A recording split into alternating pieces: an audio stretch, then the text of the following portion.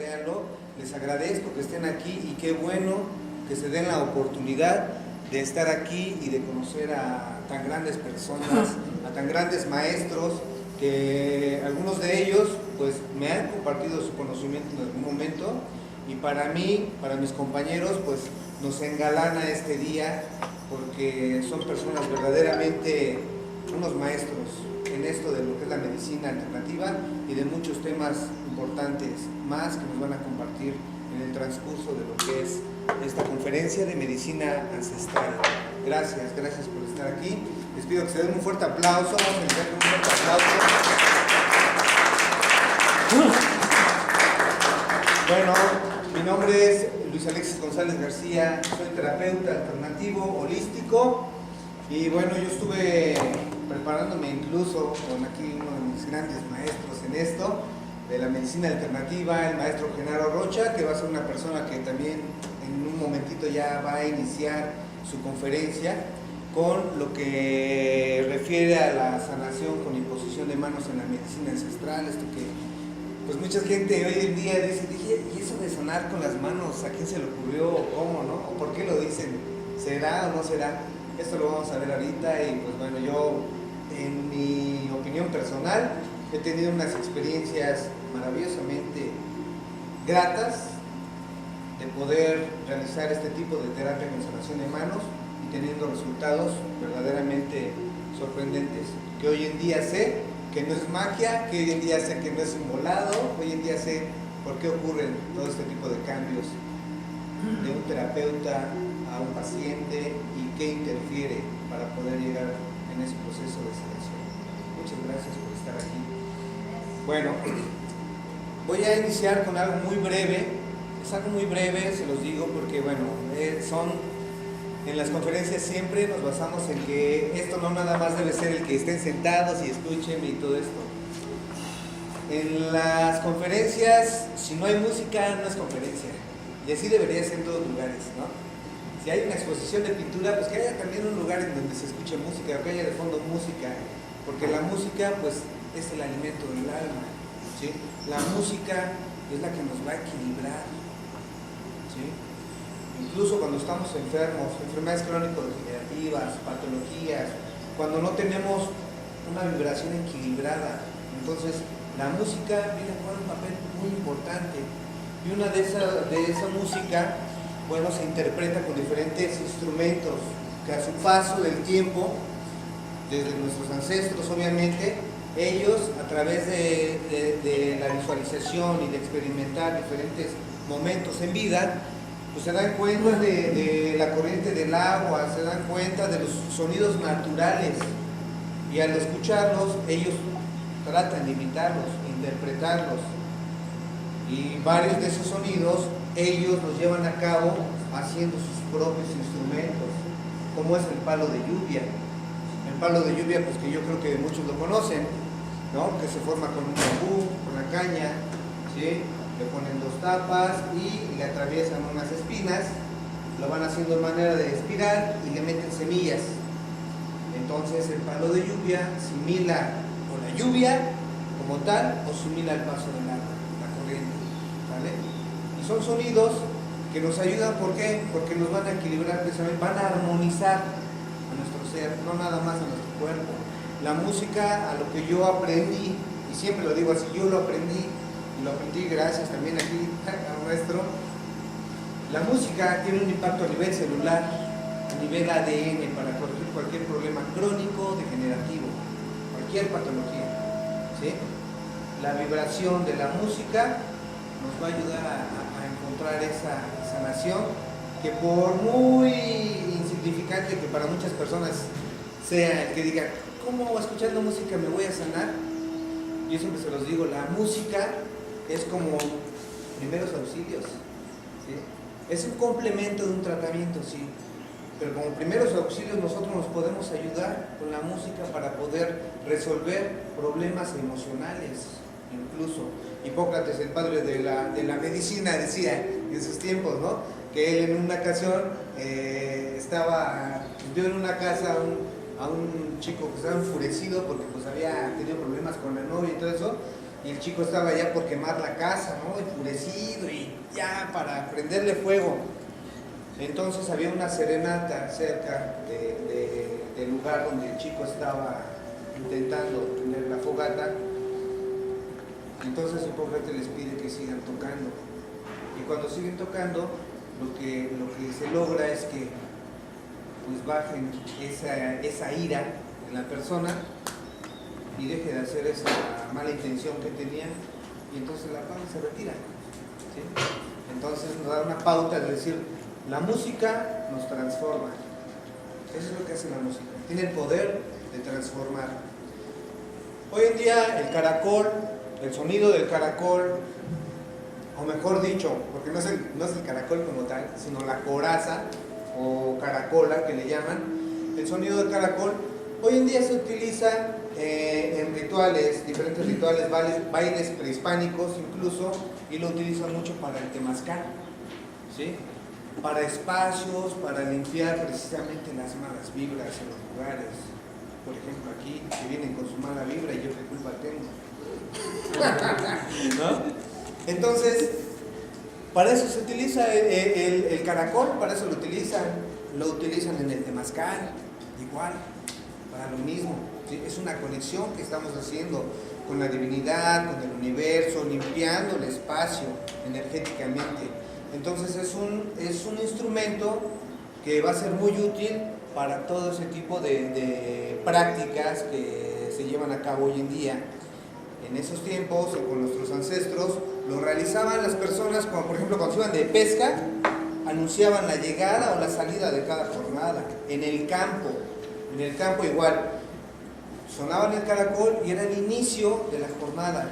Terminaba la jornada laboral, nuevamente sonaban el caracol para anunciar el fin de la jornada, ¿no? Ya acabó el día, ok, y sonaban el caracol. El caracol tiene un sonido muy hermoso, a mí en lo particular me encanta, y el sonido del caracol también lo realizaban cuando las personas fallecían, obviamente, era un sonido tortuoso. Entonces, también es como el aullido de los perros, ¿sí? Y por eso es que muchas veces cuando oyen un perro dicen, ¡ay, alguien se murió! ¿No? De ahí viene también eso, ¿no? Es así como el que no pases por la escalera porque te va a ir mal, ¿no? O se te atravesó el gato y cuídate porque ya hasta aquí llegaste. Entonces, bueno, eso nada más son creencias a fin de cuentas. En realidad lo que el caracol interpreta es eso, el fin, el término de una jornada, la trascendencia de algún ser.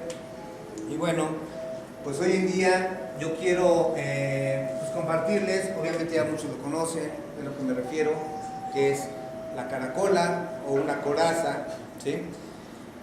Y bueno, hoy en día si no me sales porque me pusieron nervioso, si me sales porque Dios está aquí presente, aparte de que está aquí presente también una compañerita que hace poco trascendió, que también fue pues alumna del maestro y que está aquí presente, de hecho. Y bueno, esto va dedicado para ello, para mi compañera Araceli. Ella trascendió, paz descanse ya va un paso adelante de nosotros y bueno. Entonces les voy a pedir de favor, cierren sus ojitos, hagan 4 respiraciones pero inflando la parte abdominal, no inflen los pulmones. Jalamos aire, sostienen y lo liberamos nuevamente por la nariz, por favor. 4 veces.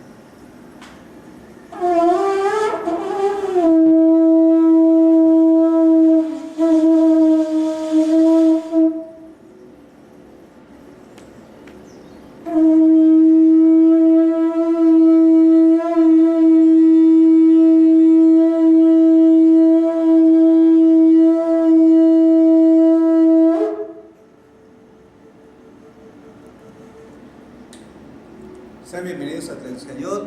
Muchas gracias. Que disfruten esto que les quiero compartir y que disfruten la siguiente ponencia con mi compañero maestro Genaro Rocha, que nos va a hablar acerca de lo que es la imposición de manos en la medicina ancestral.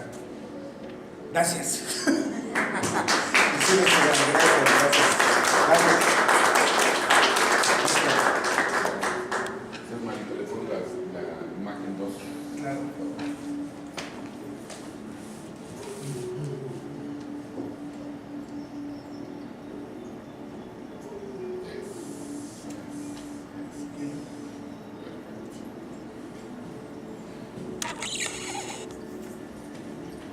Muy buenos días, tengan todos ustedes. Mi nombre es Genaro Rocha y les doy la más cordial de las bienvenidas a esta ponencia tan agradable que vamos a tener aquí el día de hoy entre todos estos compañeros que estamos presentes, y espero que el aprendizaje para todos ustedes sea fantástico, porque de verdad que hay muchas cosas que nosotros no a veces encontramos cómo transmitirlas, y hay muchas personas como ustedes que están buscando el lugar en donde poder aprender todo lo que nosotros podemos enseñarles, que no somos los grandes maestros, simple y sencillamente somos personas que estamos encargados de parte de lo que nosotros escogimos para llevar a cabo durante esta encarnación, y para que ustedes se informen, para que ustedes conozcan su camino de cómo es que ustedes tienen que ir desarrollándose en esta encarnación. Así es que pues espero que la información que aquí ustedes puedan obtener les ayude de verdad para todo aquello que ustedes tengan que desarrollar. Les repito, mi nombre es Genaro Rocha, soy terapeuta alternativo, y pues como ustedes ven, aquí están las imágenes que nosotros vamos a estar trabajando y que nos van a ayudar muchísimo para que nosotros podamos verdaderamente informarles a ustedes qué es esto.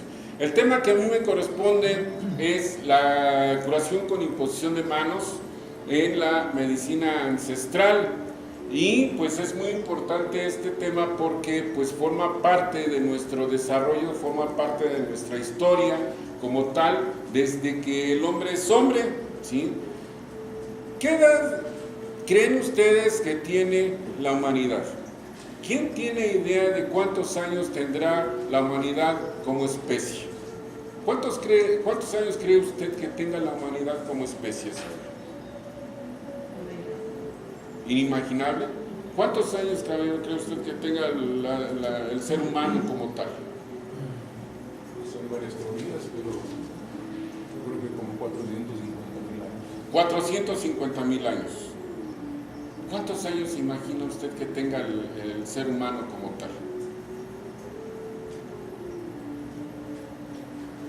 ¿Se puede dar una idea de cuántos años tenga el ser humano como tal?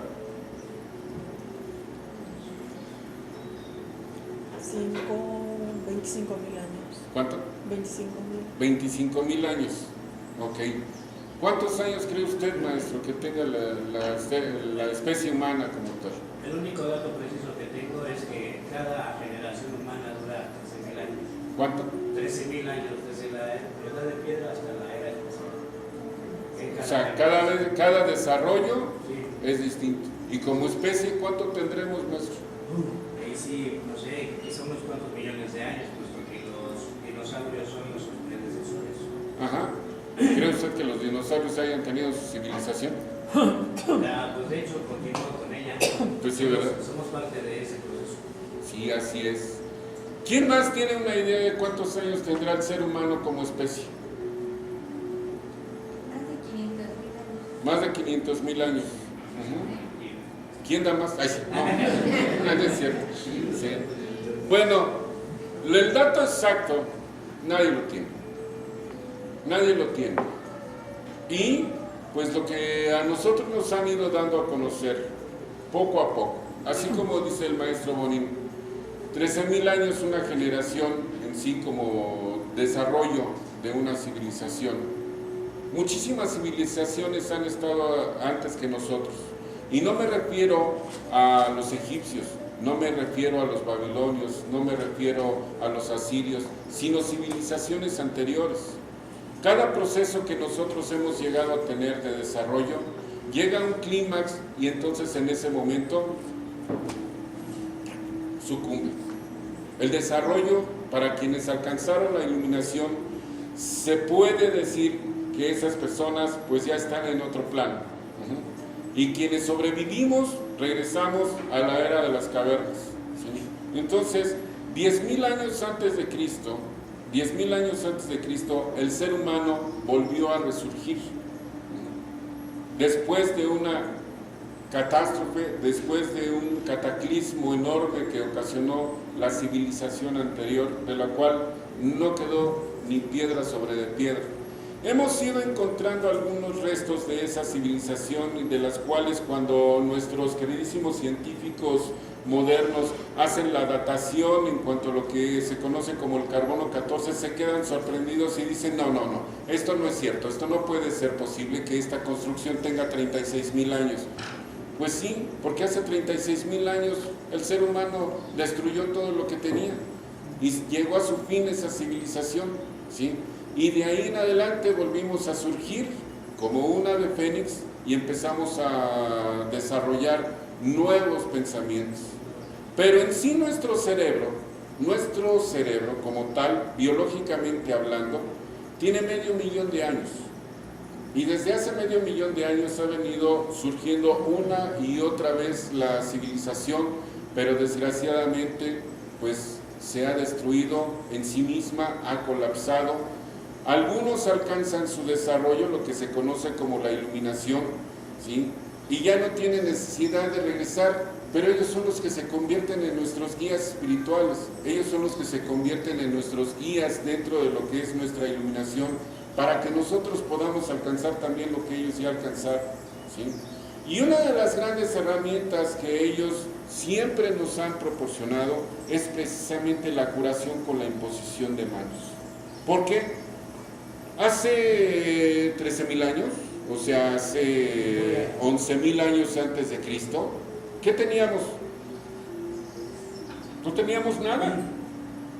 Éramos simples perseguidores de animales, cazándolos. Todavía no redescubríamos la agricultura y por lo tanto no teníamos nada con que curarnos. Nada, absolutamente nada. Una sola herramienta fue la que nos dejaron: las manos. Y lo primero que hacía uno de nuestros congéneres cuando se lastimaba, cuando se fracturaba, cuando se hería accidentalmente con las herramientas que ya tenía, que eran las flechas, las lanzas, los cuchillos de pedernal o los cuchillos de esta piedra volcánica negra de obsidiana, ¿sí?, que es tan filosa, ¿sí? ¿Qué sucedía en ese momento cuando ellos llegaban a tener una herida de esa naturaleza? O sea, ponerse las manos, ¿no? De hecho, nosotros hoy en día, cuando nos llegamos a dar un golpe, ¿qué es lo primero que hacemos? ¿Sí? O nos quemamos, ¿y qué es lo primero que hacemos? Poner la mano. Nos cortamos, tratamos de cerrar la herida, tapándonos la herida con la mano. ¿Sí o no? ¿Qué es lo primero que hacen, por ejemplo, los paramédicos cuando llegan y atienden a una persona a la que acaban de herir de un disparo? Llegan y lo primero que hacen es poner la mano para taponear, ¿sí? En los primeros auxilios que nos enseñan precisamente en ese tipo de acciones es: cubre la herida, pon un trapo, pon un esparadrapo, haz algo para que formes un tapón. Y lo primero que hacemos es poner las manos, ¿cierto o no? ¿Verdad? Entonces, las manos son la primera herramienta que nos dejaron a nosotros para nuestro desarrollo, y obviamente es lo primero que empezamos a ocupar cuando nosotros quisimos curarnos de algo.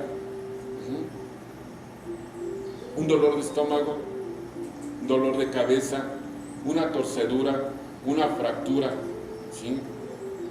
Todo eso, lo primero que hacíamos era primeramente poner las manos. Cuando sus hijos sufren caídas, ¿qué es lo primero que hacen ustedes? Poner las manos. ¿Qué le decimos? Sana, sana, sana, colita de rana. ¿Sí o no? Si no se cura hoy, pues se curará mañana y ya. Y el niño deja de llorar en automático. ¿Por qué? Ustedes mismos lo vivieron. Cuando ustedes se golpeaban, ¿qué era lo que hacía su mamá? Les ponía las manos, les empezaba a mover, la zona se calentaba y vámonos, ¿sí? Lo que no sabía la persona que lo estaba haciendo es que al momento de quitar la mano, hacía esto. Y que lo que tenía que hacer era, vámonos, ¿sí? ¿Por qué? Porque lo estaba quitando. ¿Qué era lo que estaba quitando ahí? Las energías negativas que estaban ocasionando precisamente ese daño, ¿sí? Eso era lo que estaba haciendo esa persona, o lo que hacen ustedes cuando precisamente le están haciendo ahí, que le están sobando a su hijo, ¿cierto o no? ¿Verdad? Bueno, pues eso es lo que precisamente nuestros ancestros empezaron a hacer cada vez que tenían un problema de esa naturaleza, ¿sí?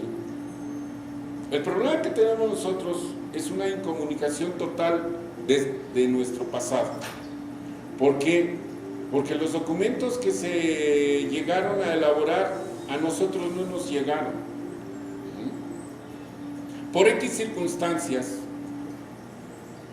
poderes tras poderes se han encargado de eliminar cada desarrollo que nosotros hemos hecho.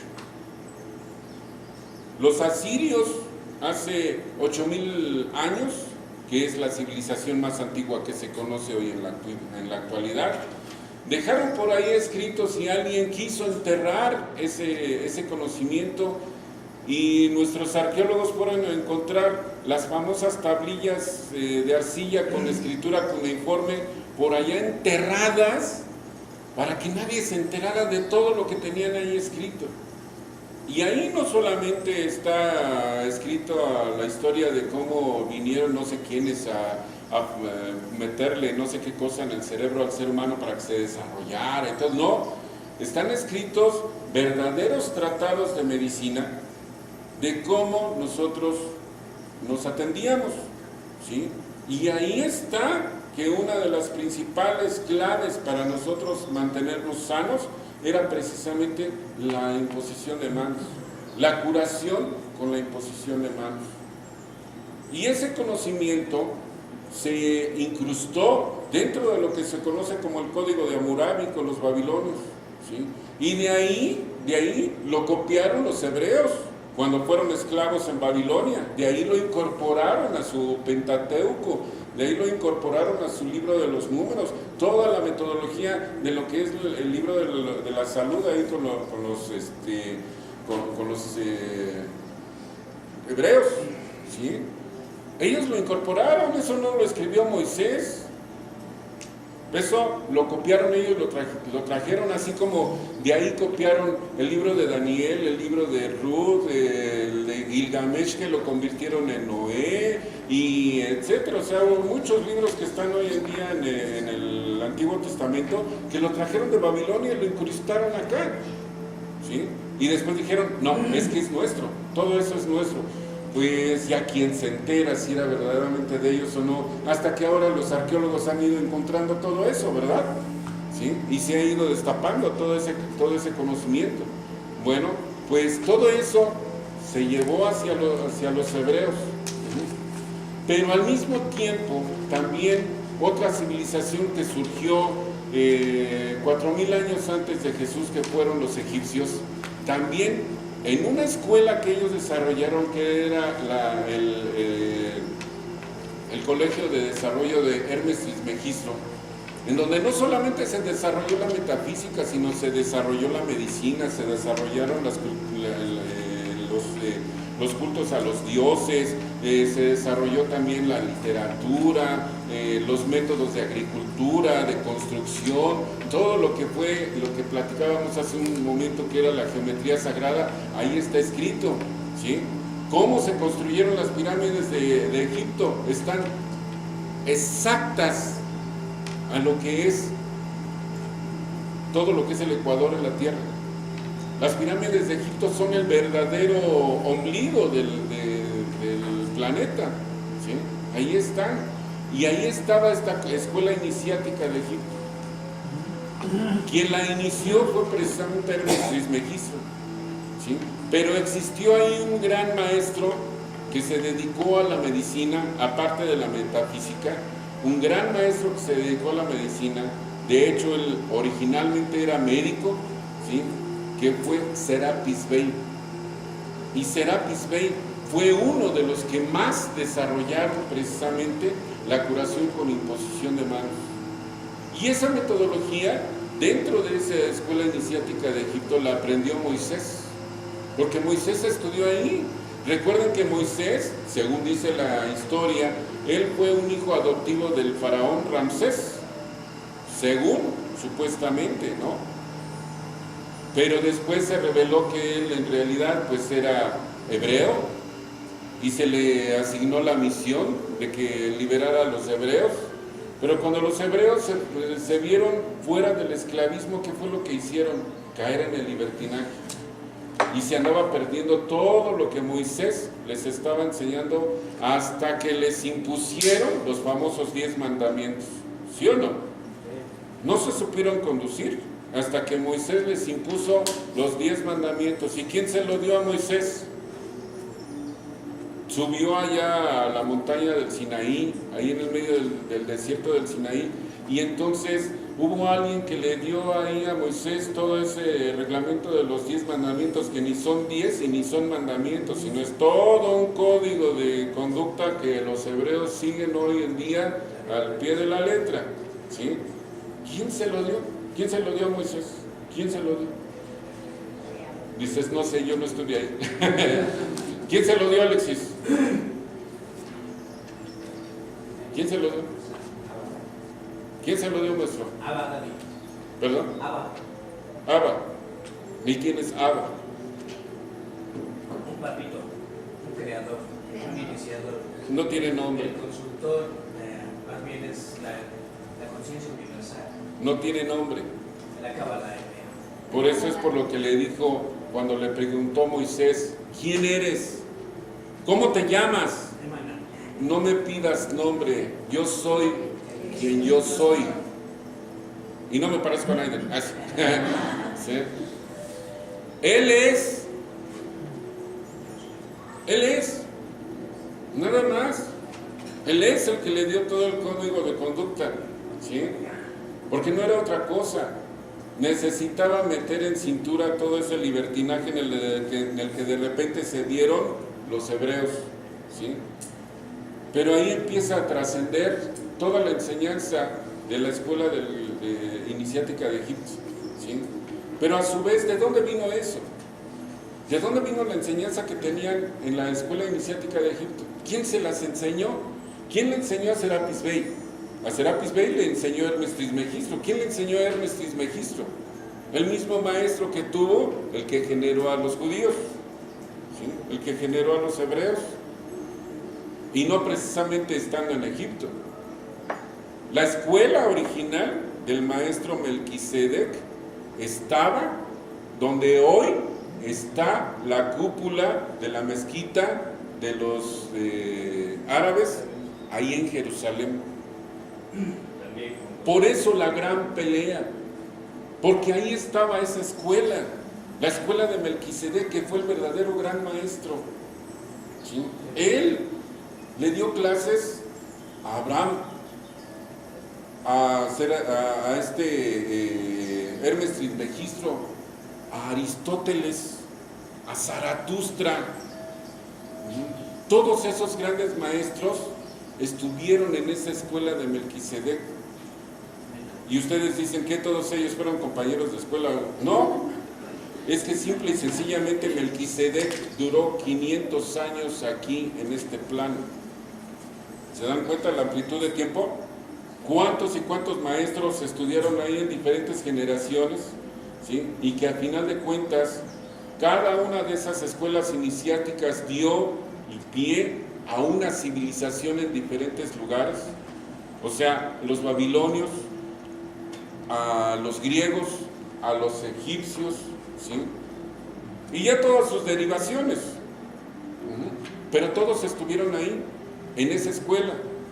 Para cuando Abraham supuestamente iba a sacrificar a su hijo, esa escuela ya había desaparecido, ya nada más era simbólico el lugar, ¿sí?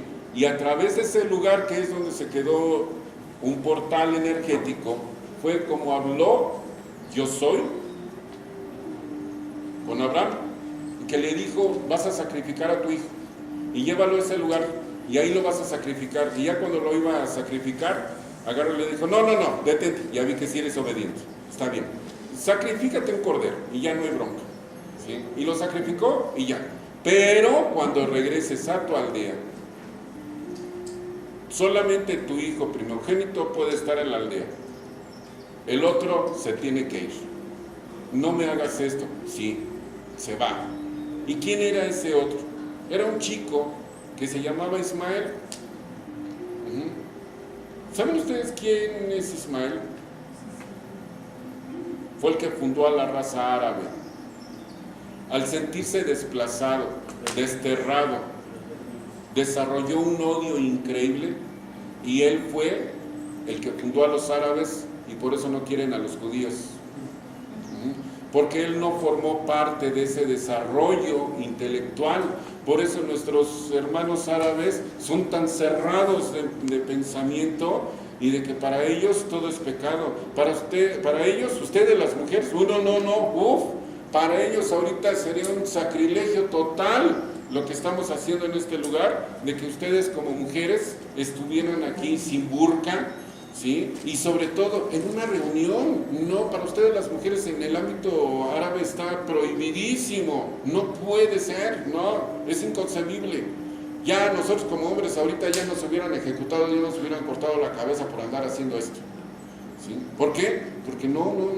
¿Y saben a qué se debe? Precisamente a que Ismael les dejó todo un desarrollo horrible, de que todo estaba prohibido, de que todo lo que dijeran las civilizaciones o las tribus occidentales, todo era en contra del Señor, ¿sí? Y después, para colmo, cuando surge Mahoma, ni se diga, ya lo institucionalizó, escribió su libro del Corán y vamos, salud, ¿sí? Y entonces, ¿qué fue lo que sucedió? Pues se dio ya todo el odio ya declarado en contra de los judíos, ¿sí?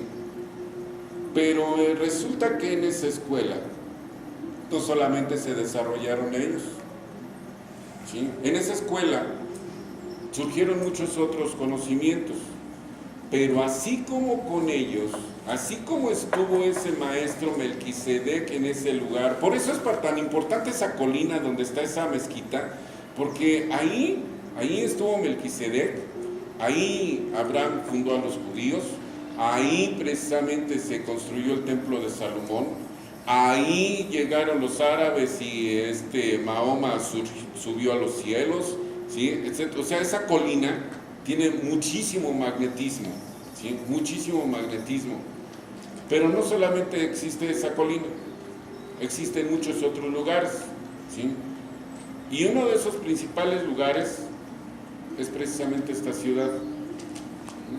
¿Por qué? Porque aquí tuvimos el honor de tener a Quetzalcóatl. Y de aquí se desarrolló muchísimo el poder de curación con la imposición de manos, ¿sí? Existen por ahí algunos códices dentro de lo que se encontró en cuanto a lo que es la civilización azteca y sobre todo también igual con los mayas en cuanto a lo que fue Kukulcán, que era exactamente el mismo, ¿sí? De cómo es que se tenía que llevar a cabo en lo que estamos hablando una curación con imposición de manos. No nada más era ese salvajismo que había ahí en el templo mayor, que lo estoy viendo desde aquí, ¿sí? Está para allá está, ¿sí? En donde se hacía el sacrificio de seres humanos y que dio la casualidad, aunque repito, las casualidades no existen, existen las sincronicidades, de que cuando llegaron los españoles y entraron a Tenochtitlán, los aztecas en ese momento estaban en la cúspide de su barbarie, no de su desarrollo, sino de su barbarie, en la desesperación de que ya no podían desarrollarse más, ¿sí? Y estaba a la cúspide de lo que le llamaron las guerras floridas, ¿sí? Esas guerras floridas eran batallas contra todas las tribus que estaban alrededor, y no matarlos en la batalla, sino atraparlos. Y el día que entraron los españoles, por lo que ahora conocemos la calzada de Zaragoza, ¿sí? Que venían caminando. Narra en una de sus cartas de la conquista Alvarado que olía a muerte, que era un olor fétido, de verdad fuertísimo. ¿Saben por qué?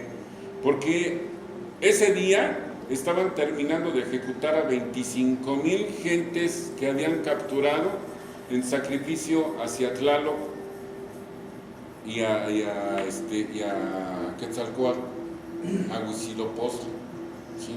Ahí en el Templo Mayor. 25,000 cabezas estaban colocadas ahí en lo que ahora conocemos como el Zócalo. Ahí estaban postradas las cabezas, todavía ni siquiera les quitaban la carne, todavía no eran los cráneos, eran las cabezas como tal.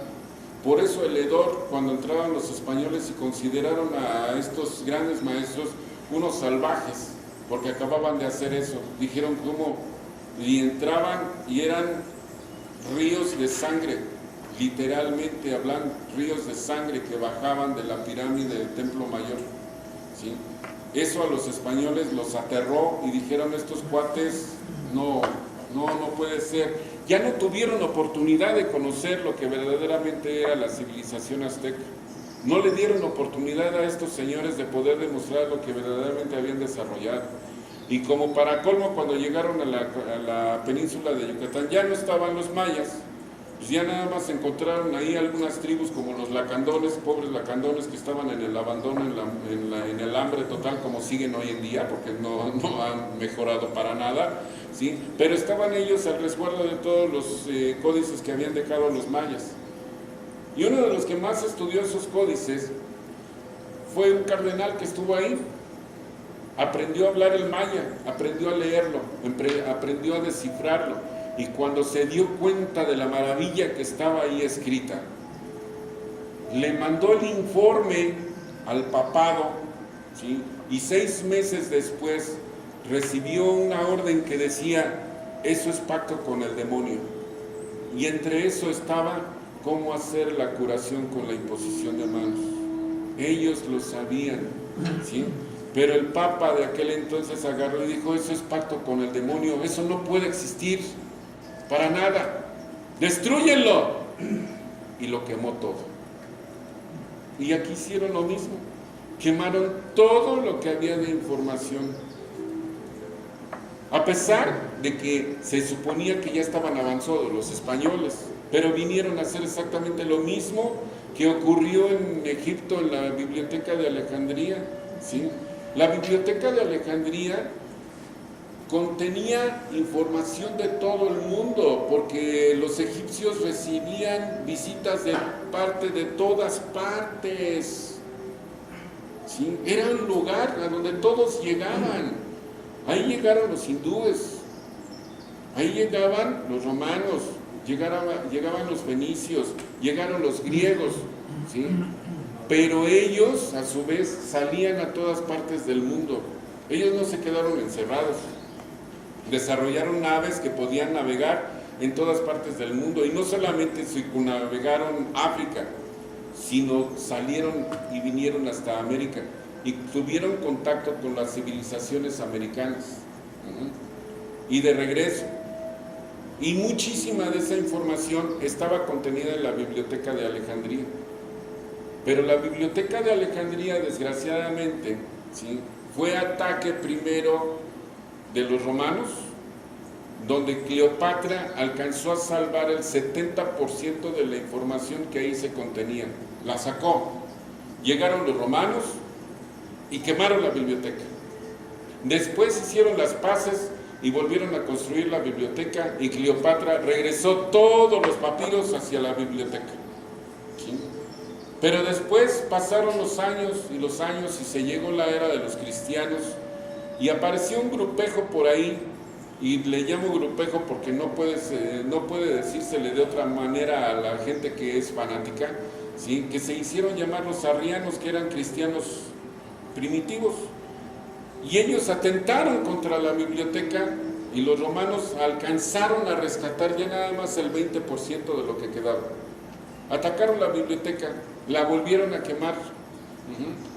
en nombre de que todo eso era una herejía, que era una blasfemia, que era un ataque al Señor, ¿sí?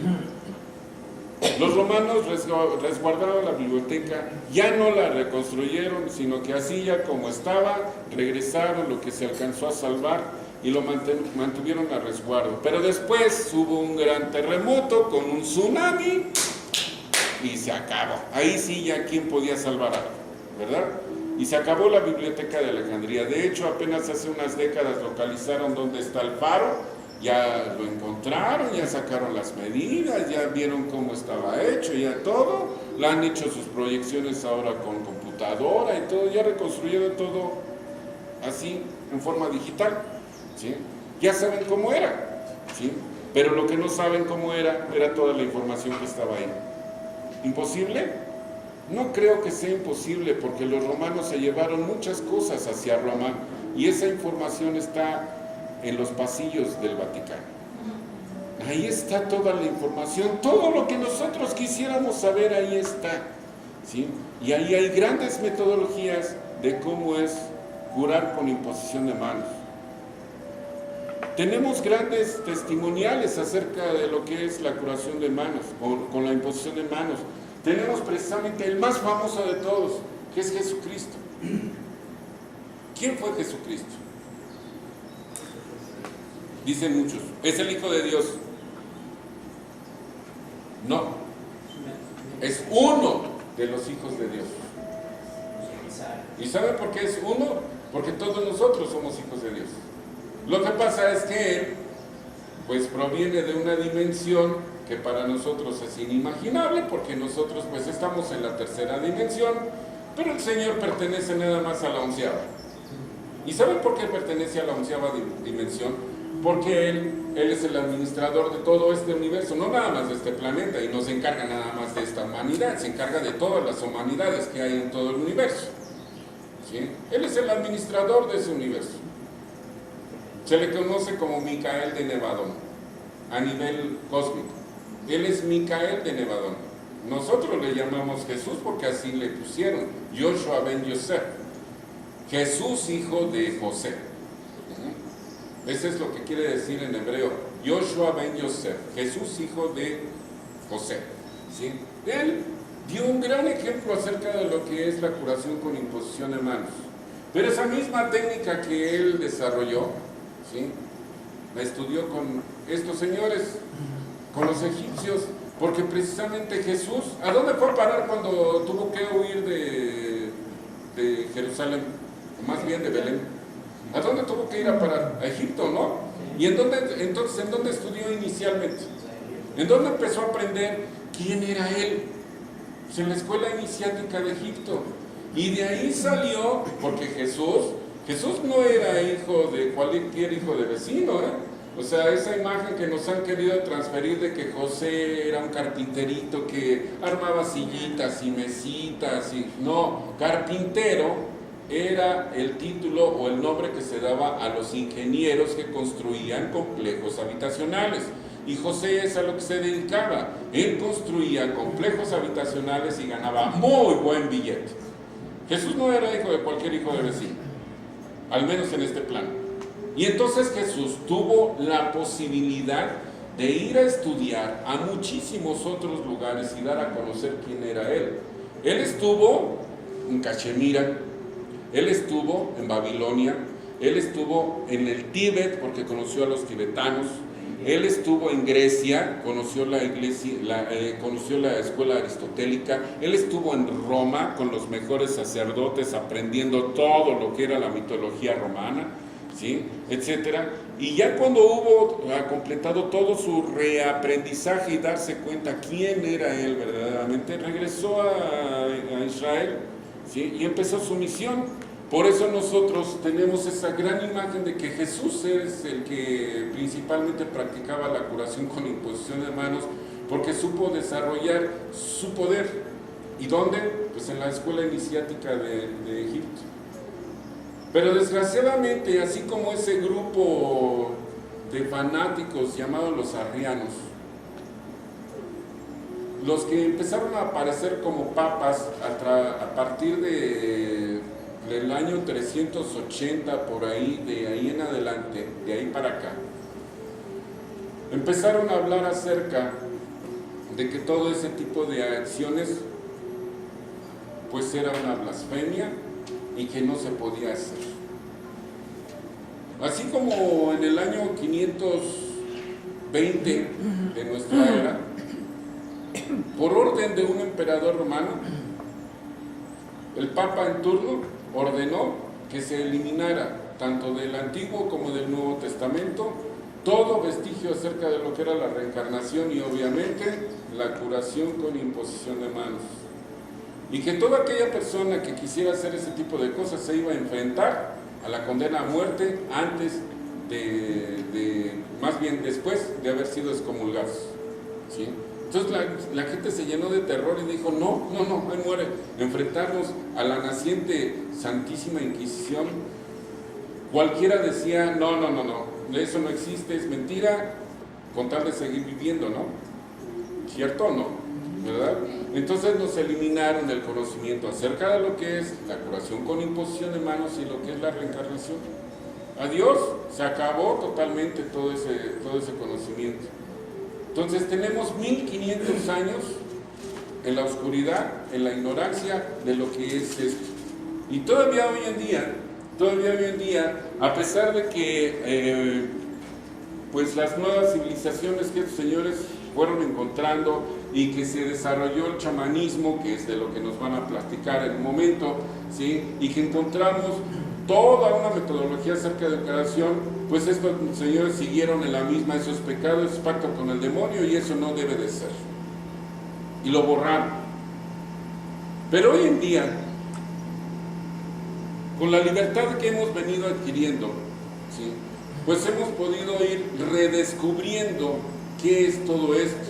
Y uno de los que principalmente desarrollaron ese conocimiento surgió en Japón, que es el señor Usui Hikei, ¿sí? Conocido como Reiki. Pero el Reiki, tan conocido en Japón, apenas se empezó a conocer hace unas décadas, al menos aquí en América, y no digo aquí en México, sino en América.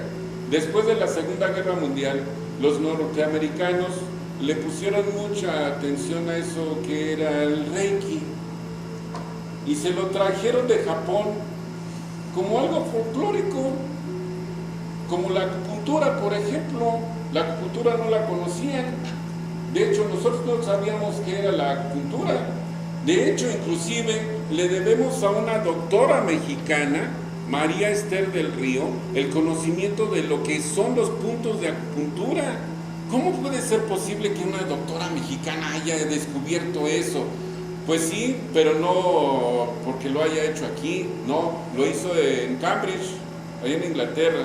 Allá desarrolló sus estudios, lo apoyaron y determinó que los puntos de acupuntura en realidad existen, ¿sí? Y que son lugarcitos pequeñitos con millones de células que se llaman fibroblastos que producen colágeno y le dieron el nombre de centrales extracelulares. Y de ahí es de donde sale el colágeno y corre la energía para donde quiera en todas partes de nuestro cuerpo, porque es una red, ¿sí? O sea, estamos envueltos en una red de 365 pares de puntos de acupuntura. O sea, son 365 puntos de acupuntura de cada lado, porque se manejan a espejo, ¿sí? Entonces resulta que hasta que esta doctora mexicana descubrió qué eran los puntos de acupuntura, le empezaron a poner atención a la acupuntura, porque decían, ay, ¿cómo va a ser posible que si yo clavo una aguja en cierto lugar, ay, se le va a quitar el dolor de cabeza? No lo creían. Los occidentales son muy escépticos en este aspecto, y todavía hoy en día, ¿sí?, en base a la ignorancia que tiene la gente, sigue diciendo, eso no es cierto, eso es una cuestión mental, eso es sugestión, eso, la gente va predispuesta a que la atiendan así, y ellos son los que permiten o no permiten que esto funcione. No, aunque no lo permitan, funciona. Y una de las cosas que funciona, aunque la gente no lo permita, es la imposición de manos, precisamente, ¿sí? ¿Por qué? Porque al final de cuentas, la imposición de manos es y será transferencia de energía cuántica. ¿Y qué es la energía cuántica? La energía cuántica es luz. Hace 100 años, poco más de 100 años, dos señores muy famosos corroboraron qué cosa era la luz. Uno se llamó Max Planck, que fue el que le puso el nombrecito de cuántica. ¿Por qué? Porque determinó que la luz es el conjunto de dos partículas subatómicas que se llaman electrón y positrón. Ese paquete viaja a través del espacio en forma de vibración, pero es una partícula. Tiene las dos propiedades, vibra y es partícula, por eso brilla. Y viaja en 7 distintos tipos de ondas o longitud de onda, que son el rojo, el naranja, el amarillo, el verde, el azul, el índigo y el violeta, que en su conjunto dan lugar a la luz blanca, ¿sí? ¿Y cómo le llamó a ese paquete Max Planck? Le llamó quantum, de donde desciende la palabra cuántica, ¿sí? Y nosotros, cuando hacemos la imposición de manos, lo que estamos haciendo es transferir energía cuántica. ¿A través de qué? A través de la palma de nuestras manos. De hecho, ¿me quiere tocar, por favor? ¿Cómo estoy? Tóqueme, tóqueme, tóqueme. Bien, bien, bien. Toque. Rasposo. Rasposo. ¿A consecuencia de qué creen que estoy rasposo? ¿Se pueden imaginar a consecuencia de qué estoy rasposo? ¿De trabajo? Sí, pero a consecuencia de qué es. Exactamente, ¿por qué? Porque la piel se me quema, a mí se me quema de transferirlo. Yo no la siento, quien lo siente es el paciente que recibe la transferencia de la energía, ¿sí? Eso es lo que me quema a mí las manos, ¿sí? Y entonces, esa energía, todos la podemos manipular y todos la podemos transferir. Por eso es por lo que cualquier persona que pone las manos para sobarle a alguien, pues le funciona, ¿sí? Y entonces, la energía cuántica, a través de la imposición de manos, está al servicio de la salud. ¿Le cambias a la otra imagen, por favor? Está al servicio de la salud. Pero para que ustedes se den una idea, quiero pedir a algún voluntario. ¿Quién quiere pasar aquí al frente? ¿Usted? Ok, véngase, por favor. Véngase, siéntese.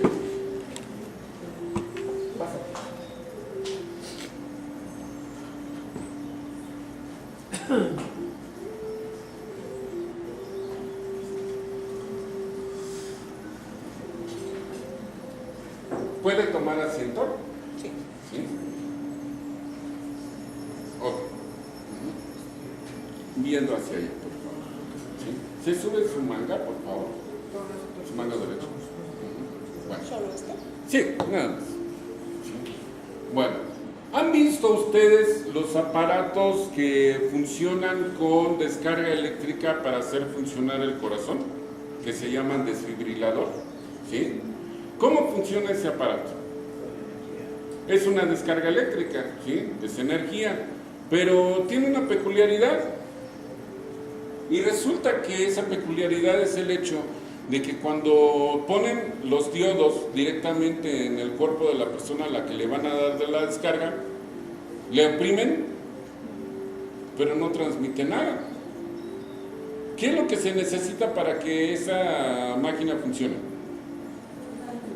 Le ponen un gel electroconductor, ¿sí? Y entonces le ponen el gel, los embarran, lo colocan y lo oprimen y ¡paz!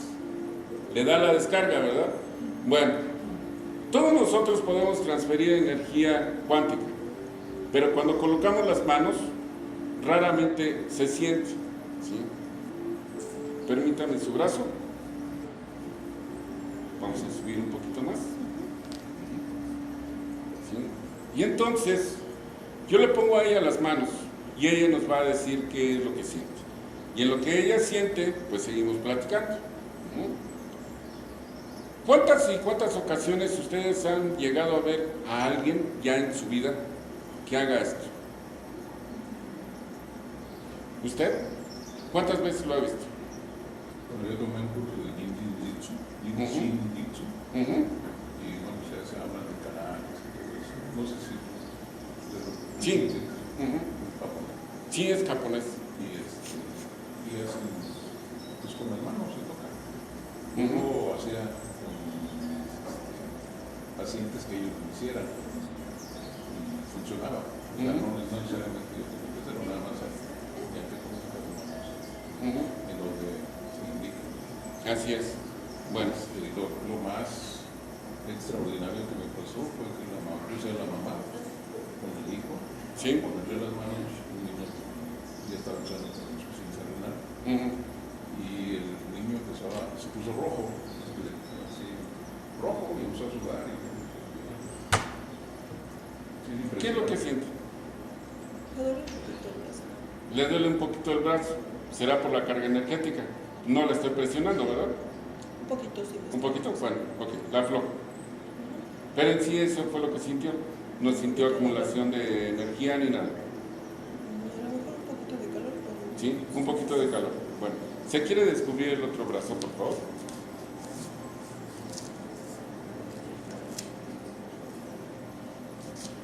Este es un gel que a nosotros nos preparan específicamente para poder hacer este trabajo. Y no se los niego, es mentol, eucalipto y alcanfor, ¿sí?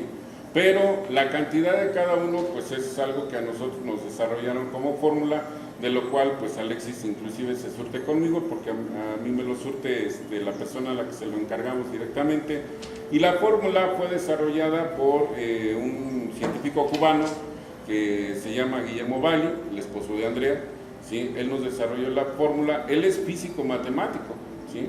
De hecho está considerado el 10º mejor matemático del mundo, y él fue el que nos desarrolló el modelo matemático de lo que es la transferencia de energía cuántica, porque habrán de saber que hubo una peculiaridad. Ningún científico mexicano lo quiso desarrollar por más que se lo pedimos.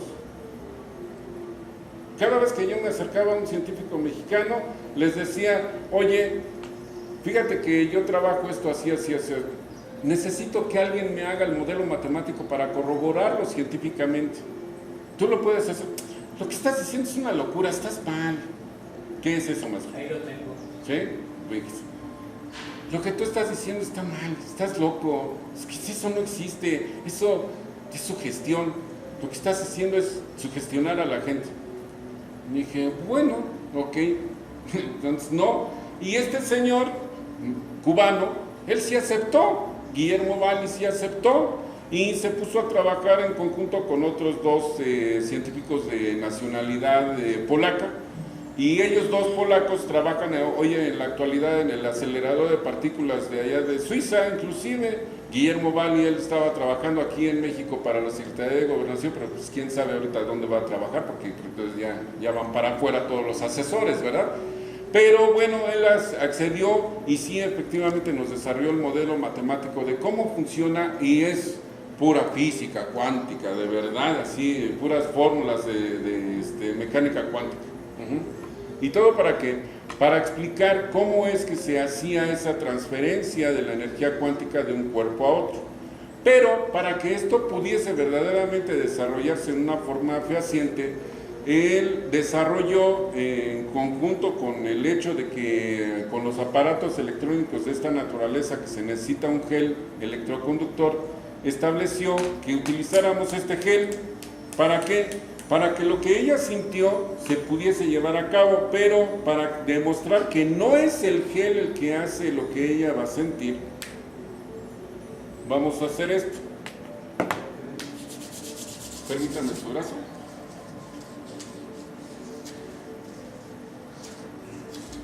Y ahora, en unos momentos nos va a decir ella lo que siente, ¿sí? Bueno, seguimos nosotros. Entonces, este tipo de desarrollo que hemos ido desarrollando en cuanto a lo que es el conocimiento de la física cuántica, ahora sí, desarrollo que hemos ido desarrollando, qué padre, qué bonita manera de hablar. Pero bueno, este tipo de desarrollo no ha sido otra cosa más que el tratar de llevar a cabo lo que las autoridades de salud nos están pidiendo, que es formar un protocolo. Y ese protocolo pues se tiene que escribir y proporcionar datos. Para eso precisamente pues ya en este momento ya llevamos cientos de pacientes que hemos atendido con transferencia de energía cuántica, ¿sí? Y que se ha eliminado miomas, quistes, fibrosis, tumores cancerosos, como por ejemplo este tumor, aquí está, este señor lo atendí durante 40 semanas, ¿sí? Así llegó conmigo, llegó desahuciado del centro médico, que ya no lo querían meter a quimio, ni lo querían radiar, ya, el señor me lo mandaron con los 2 pies en el hoyo, venía desahuciado, en silla de ruedas, ya no se podía mover, ni siquiera hablaba, lo llevaban casi cargando a sus hijos. Entonces, llegó así, y así fue como terminó. Ahí está, ya totalmente cicatrizado, ¿sí? ¿Y qué fue lo que utilizamos? Imposición de manos, porque no se podía utilizar en él absolutamente más nada. Ahora sí, ¿qué es lo que siente en su bracito? Como una sensación de ¿Mande? frescura. ¿Mande? Como fresco. Fresco. Fresco. A un poco frío, pero no frío mal, sino frío fresco. Frío fresco, que es el efecto del mentol. Eso es lo que hace el mentol, ¿verdad? ¿Quién se ha untado Big Vaporub? Pues todos, ¿verdad? Y entonces, ¿qué sienten? Fresco, ¿verdad? No sienten calor, sino sienten fresco, ¿sí? Bueno. Ahora, entonces, impregnamos un poco las palmas. Me permite su brazo nuevamente, sin presionar, para que no vaya a hacer la sensación, no, pues es que me está apretando. Y vamos a esperar un poco y mientras seguimos platicando, ¿sí? Entonces, ¿qué es lo que se puede hacer con esto?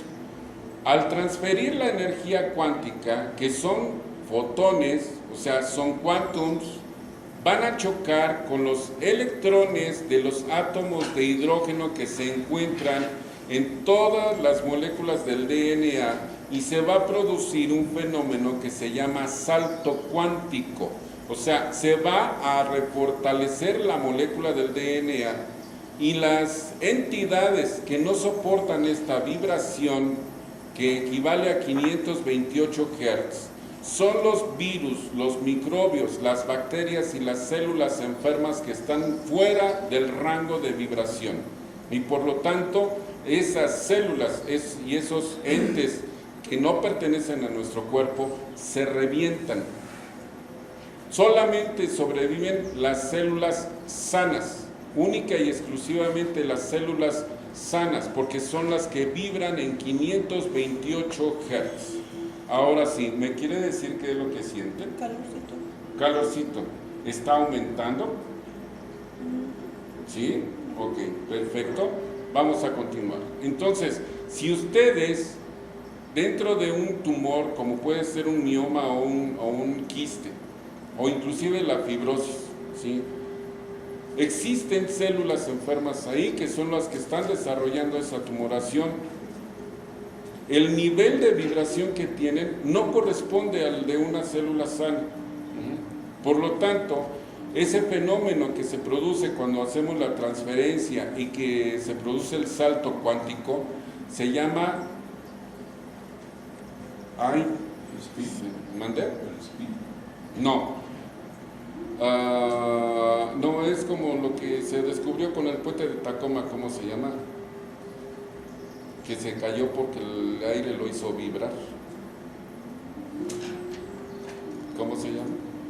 ¿Cómo se llama? ¿Cómo se llama, maestro? La vibración en el que entró el puente de Tacoma que ocasionó que se cayera. Es lo que hacía Caruso, ¿no? Que rompe las copas, ¿sí? Ahora sí. Calorcito. ¿Aumentó? ¿Sí?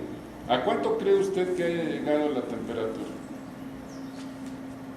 No tengo idea, como a 40, 50, no sé. ¿Sí? Bueno, está leve ahorita, ¿verdad? Bueno, ok, gracias. Ahora observen, aprovechando que ella es blanca. ¿Ya vieron cómo quedó rojo? ¿Cierto? Bueno, denle un aplauso a su compañera. ¿Cuál es su nombre, perdón? Luz. Fíjense, y se llama Luz. Bueno, gracias. Gracias, bendita seas. Gracias.